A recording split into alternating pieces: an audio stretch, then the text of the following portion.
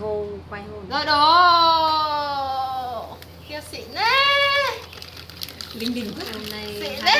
Đúng rồi, 20 tháng 10. thật là tuyệt vời. Của mình hơi đặc anh em ơi, cho mình xin ít nước.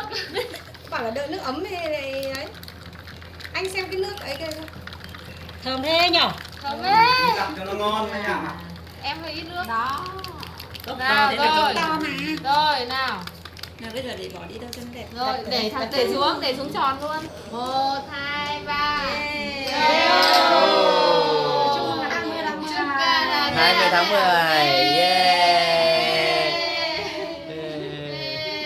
Nào. Uống nào. Đã, nói chung là uống cô là đã. Ngon không? Thơm. Rất là ngon. Tuyệt vời. Cảm ơn các anh. Cảm ơn các bạn. Cảm ơn nhà tài trợ.